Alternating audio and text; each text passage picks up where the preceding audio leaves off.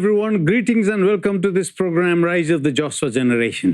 सबको नमस्कार। आप सबके लिए शुभकामनाएं देते हैं। यहोशू पीढ़ी का उदय इस कार्यक्रम में स्वागत करते हैं। This program is designed to raise up the end-time warriors of Yeshua. ये कार्यक्रम ऐसे तैयार किया गया है कि इन अंतिम दिनों के लिए परमेश्वर यीशु मसीह के लिए योद्धाओं को तैयार करें। This is like the end-time trumpet of God. और ये अंतिम दिनों की एक तुरही के समान है। This is like the voice in the wilderness in Ezekiel 37. और वो एक ऐसी आवाज जो जंगलों में है, जो हेजेकियल 37वें अध्याय में देखते हैं, ऐसा है ये कार्यक्रम। Calling upon the dry bones to come together.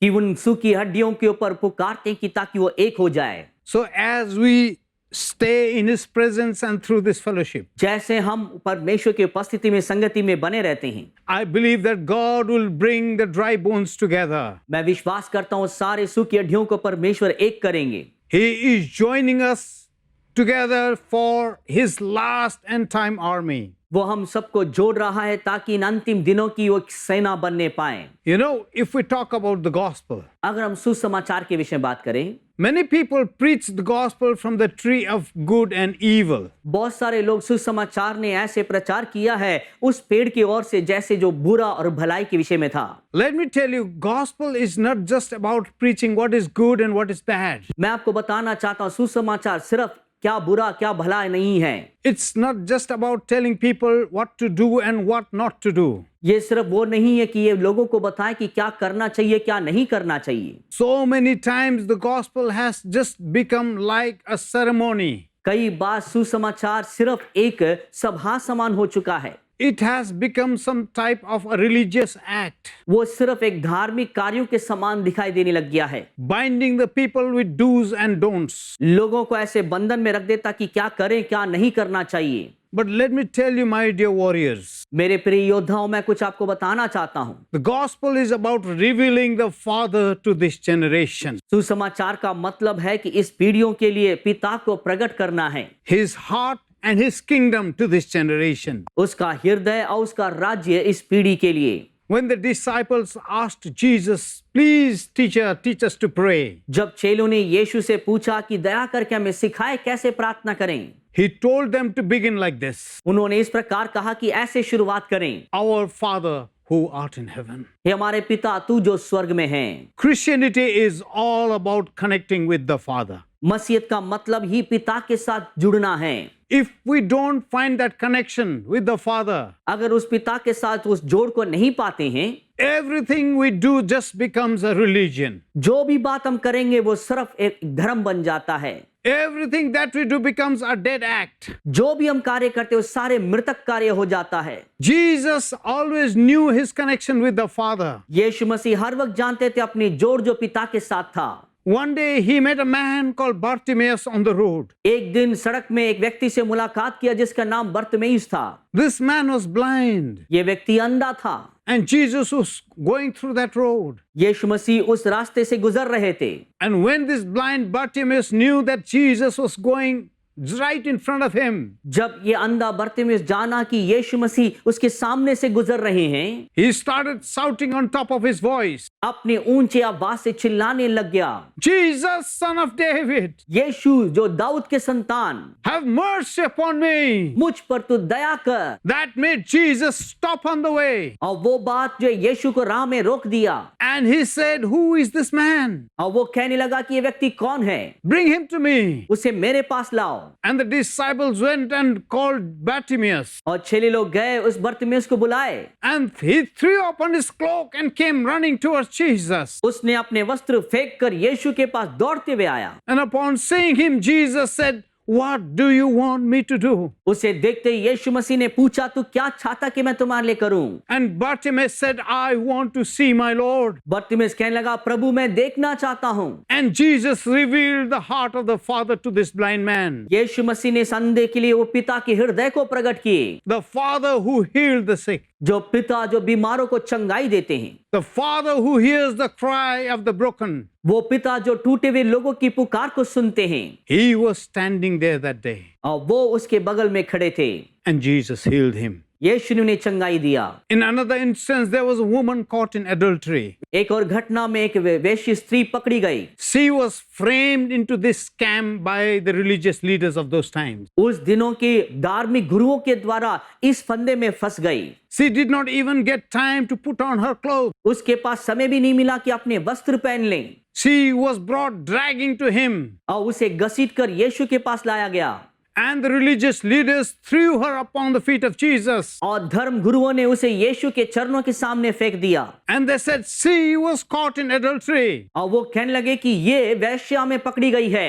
The law says that she should be stoned to death. व्यवस्था कहता है कि उसे पथरवा किया जाए मरते तक। But they did not bring the man who committed the adultery with her. मगर उस पुरुष को नहीं लेके आए जो उसके साथ व्यभिचार कर रहा था। Jesus knew their hypocrisy. यीशु मसीह उनकी खपट को जानता था। They had stones in their hands, उनके हाथों में पत्थर था, getting ready to strike her. तैयार थे उसके ऊपर फेंकने के लिए। But Jesus kept silent. मगर यीशु शांत रहा। And they again shouted on top of their voice. वो और चिल्लाकर कहने लग गई। Moses taught us that such women should not live in our society. मूसा ने ऐसे सिखाया है कि ऐसे महिलाएं हमारे समाज में जीना नहीं चाहिए। What do you tell? तुम क्या कहते हो? Jesus bent down and started writing on the clay. यीशु मसीह झुककर जमीन में लिखने लग गए।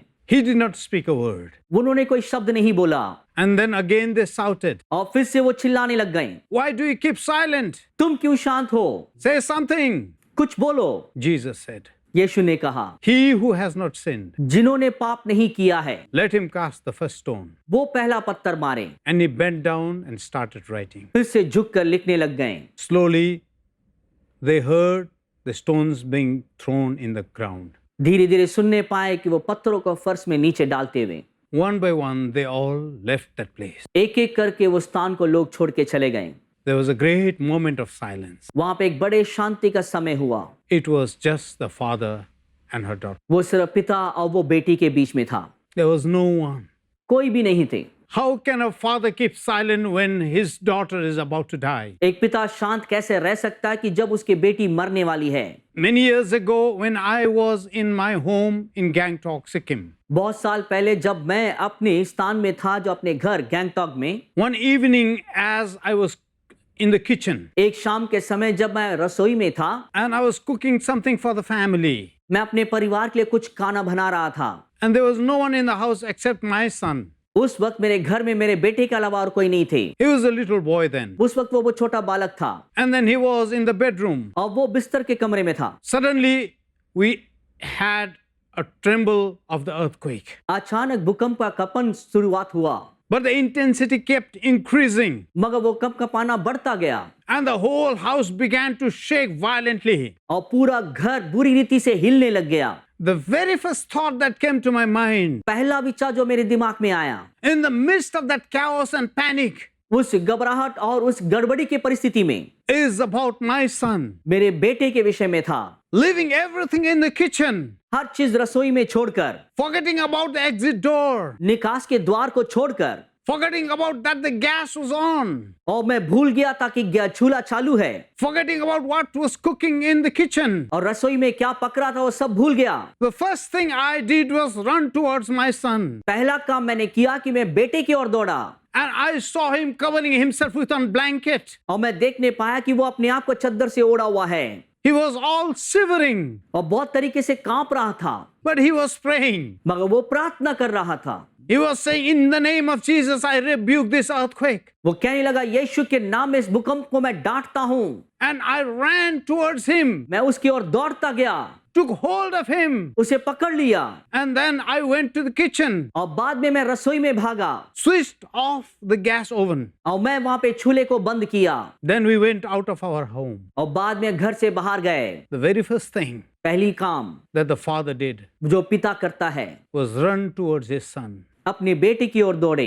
That's why God is called Hashem. और इसी वजह से परमेश्वर को हशेम कहते हैं। Every time you call upon the name of the Lord as my father, जब कभी आप परमेश्वर के नाम को पुकारते कहते हैं कि मेरे पिता, he runs towards you. वो आपके पास दौड़ के आते हैं। The same thing happened to that woman that day. उस दिन उस महिला के लिए भी वही काम हुआ She had thought that everyone would stone her to death. और उसने सोची थी कि हर एक उसे पथरवा करने वाले मारने तक, But the father stood by her side. मगर पिता उसके बगल में खड़ा हुआ। There was silence. वहां शांति थी। Jesus looked at her. यीशु ने उसे देखा She was naked. और वो नंगी थी। He removed his cloak उसने अपने वस्त्र उतारा, and he covered her nakedness. उसके नंगापन को ढक दिया। That is what a father does. और वही काम पिता करते हैं, He covers the nakedness of his children. अपने बच्चों के नंगेपन को ढक देते हैं। That's what God did when Adam and Eve became naked. और वही काम जब आदम और हव्वा नंगा हुआ प्रभु ने किया। The very first thing that God did was cover their nakedness. पहला काम जो परमेश्वर ने किया उसके नंगेपन को ढका। My dear brothers and sisters, मेरे प्रिय भाइयों बहनों, Jesus said to the woman, यीशु ने उस महिला से कहा, even I will not condemn you. मैं भी तुम्हें ताड़ना नहीं देता हूँ, Go and sin no more. जाओ आगे पाप मत करो। My dear brothers and sisters, मेरे प्रिय भाइयों बहनों, that is the heart of the Father. यही पिता का हृदय है। That is who Jesus is. वही प्रभु यीशु मसीह है। He came to reveal the Father. वो आए पिता को प्रकट करने के लिए। Why do you think Jesus wants to reveal the Father? आप क्या सोचते हैं, क्यों चाहता कि यीशु पिता को प्रकट करें आपके लिए? Just because so that we may become like him. इसलिए कि हम उसके समान हो जाएं। John 5:19 says, यूहन्ना 5:19 कहता है, a son can do only those things what he sees the Father doing. बेटा वही काम कर सकता है जो काम पिता करते उसे देखता है। In the next level of glory that is coming upon the church, जो अगला महिमा का जो स्तर जो कलीसिया के ऊपर आ रहा है, God is calling his church from the place of hearing to a place of seeing. प्रभु कलीसिया को बुला रहा है कि सुनने के स्थान से वो देखने वाले स्थान में आने पाए। Just like Job said, जैसे कि अय्यूब ने कहा, in those days, उन दिनों में I had just heard about you. मैं तो सिर्फ आपके बारे में सुना था, I had never seen you. मैंने नहीं देखा है, But now I see you. मगर अब मैं देख पाता हूं। In this glory that's coming upon the church, जो महिमा कलीसिया के ऊपर आ रहा है, we move from hearing to seeing. सुनने से हम आगे देखने के लिए बढ़ने वाले हैं। Seeing is a more powerful mode of communication than hearing. सुनने से ज्यादा सामर्थ्य और वार्तालाप होता है देखना। God is taking us to the next level of glory. परमेश्वर महिमा के अगले स्तर में हमें ले चल रहा है। Jesus said, यीशु ने कहा, I will reveal the Father to you. मैं अपने पिता को प्रकट करूंगा। You will see what the Father is doing. तुम देखने पाओ कि पिता क्या कर रहे हैं। And you will only do those things that you see the Father doing. पिता जो करते आप देखते हो वही काम तुम करने पाओगे।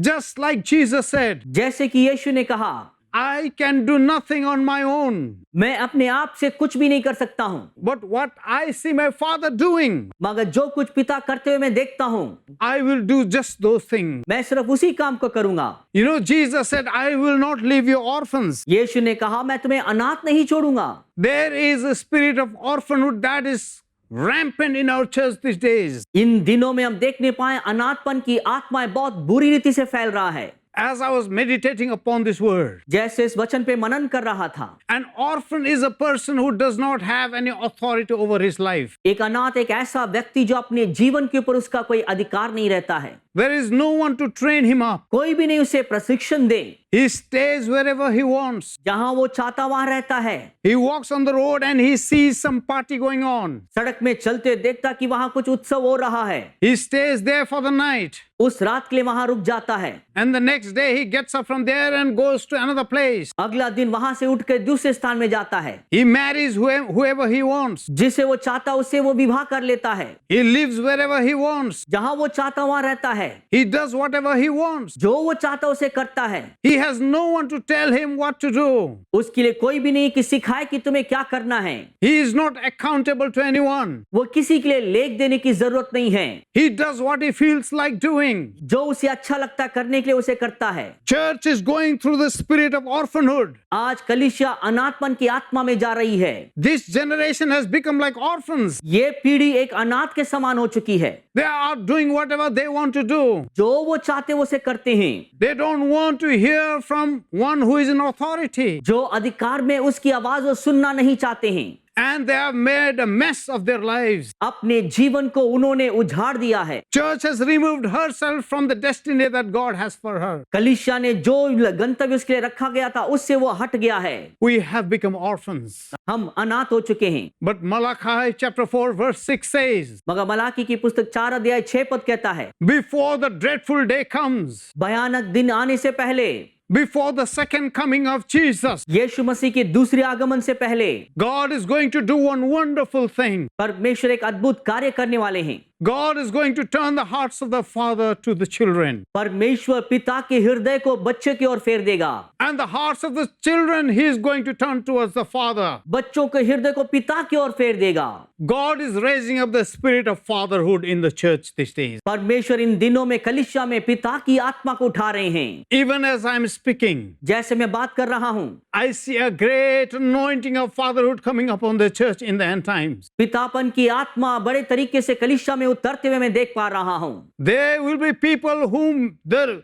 young generations will look upon and say, you are my father. और उस समय आएगा युवा पीढ़ी देख के कहेंगे कि आप ही हमारे पिता हैं। You give us the counsel from God. आप परमेश्वर की ओर से उन्हें सलाह देंगे। My dear brothers and sisters, प्रिय भाइयों बहनों, even as I'm speaking right now, जैसे अब मैं बात कर रहा हूँ, and as you are hearing this television program, इस जो टीवी के कार्यक्रम को आप सुन रहे हैं, I see in my spirit there are many of you. मैं अपनी आत्मा में देख पाता हूँ बहुत सारे लोग। I see in my spirit there are many of you मैं अपनी आत्मा में देख सकता हूँ बहुत सारे लोगों को who are living their lives like orphans. अपने जीवन अनाथों के समान जी रहे हैं। And you are praying this way. आप इस तरीके से प्रार्थना कर रहे हैं, Alas, if I had someone to teach me. काश कोई होता मुझे सिखाने के लिए। If I had someone to teach me the ways of God. अगर मेरे लिए कोई होता कि परमेश्वर की राह को सिखाने के लिए। If I had someone to counsel me. अगर कोई होता मेरे लिए सलाह देने के लिए। If I had someone to lead me to the path of righteousness. अगर कोई होता कि धार्मिकता के मार्गों में मुझे चलाए। Cheer up, my dear young warriors. युवा योद्धाओं, आप ढांढस बांधें। God is sending his fathers to the church. परमेश्वर अपने पिता को कलीसिया के लिए भेज रहे हैं। God is sending the spirit of fatherhood to the church. परमेश्वर पिता की आत्मा को इस कलीसिया में भेज रहा है। And I want to pray for all you young warriors. हर एक युवा योद्धाओं के लिए मैं प्रार्थना करना चाहता हूँ who are possessed by the spirit of orphanhood. जो अनाथपन की आत्मा से ग्रस्त हैं। That God will reveal the heart of the Father to you. परमेश्वर अपने पिता के हृदय को आपके लिए प्रकट करें। And Jesus said, यीशु ने कहा, I will not leave you orphans. मैं तुम्हें अनाथ नहीं छोड़ूंगा। I will come to you. मैं तुम्हारे लिए आऊंगा। I will come to you. मैं तुम्हारे लिए आऊंगा। Let's pray. आइए हम प्रार्थना करें। Heavenly Father, स्वर्गीय पिता, as I see in the Spirit, जैसे मैं अपनी आत्मा में देखता हूँ, even as your sons and daughters are listening to this message, जैसे आपके बेटे बेटियां इस संदेश को सुन रहे हैं, the spirit of orphanhood is lifting up from their lives. उनके जीवन में से अनाथपन की आत्मा को निकाला जा रहा है। They had been wandering to and fro. वो इधर उधर भटकते जा रहे हैं। They were looking for the counsel from heaven. स्वर्ग से सलाह की ओर देख रहे हैं। They were looking for someone to teach them the righteous ways of God. इंतजार में थे कि कोई जो परमेश्वर की धार्मिकता के मार्ग को सिखाए। But they were suffering and crying alone. मगर वो दुख भोग रहे हैं और अकेले चिल्ला रहे हैं। The people they trusted, they abused him. जिन लोगों पे उन्होंने भरोसा किया, उन्होंने इन पर शोषित किया है। The people manipulated them. लोगों ने उन्हें बहका दिया है। But now your spirit says, अब आपकी आत्मा कहता है, the spirit of true fatherhood is coming upon the church. सच्चा पितापन की आत्मा कलीसिया में आ रहा है। And I pray for the spirit of fatherhood to come upon these people, मैं प्रार्थना करता हूँ पितापन की आत्मा इन लोगों के पर आए, whom they can look up to. जिनकी ओर वो देख सके। A great anointing बड़े अभिषेक के लिए that will destroy the spirit of orphanhood, वो अनाथपन की आत्मा को नाश कर दे, but will replace it with the anointing of authority. उसके बदले अधिकार के अभिषेक को उनमें भरने पाए। The spirit of accountability, लेख देने वाली जिम्मेदार की आत्मा, the spirit of the fear of the Lord, परमेश्वर की भय की आत्मा, the spirit of counsel. सलाह की आत्मा, Let the spirits rest upon this generation, इस पीढ़ी के ऊपर ये आत्मा उतरने पाए, so that they will walk like a person who has a father looking upon him. वो ऐसे व्यक्ति के समान चलने पाए कि उनके एक पिता है जो उनकी ओर वो देख सकते हैं। I break every chains in the name of हर जंजीरों को यीशु के नाम में तोड़ते हैं, and set them free. आजाद करते हैं। Set them free, Lord. आजाद करिए प्रभु। In Jesus' name we pray. यीशु के नाम में प्रार्थना मांगते हैं। Amen. आमीन। My dear brothers and sisters, प्रिय भाइयों बहनों, if you are living a life of an orphan अगर एक अनाथ की जिंदगी जी रहे हो, and you are blessed by this program, अगर इस कार्यक्रम के द्वारा आप आशीष पाए हो, do write to us हमारे लिखिए जरूर। and we will continue to pray for you. हम लगातार आपके लिए प्रार्थना करेंगे। God bless and shalom. प्रभु आशीष दे, शांति हो। If you are blessed by this program, please send your testimonies and feedbacks to Angel TV, Villivakkam, Chennai 600049, Tamil Nadu, India. Our email ID is programs.hindi@angeltv.org. अगर आप इस कार्यक्रम से आशीषित हैं, तो अपनी गवाही और विचार हमें इस पते पर भेजिए। Angel TV, Villivakkam, Chennai 600049, Tamil Nadu, Bharat. हमारा ईमेल आईडी है programs.hindi@angeltv.org।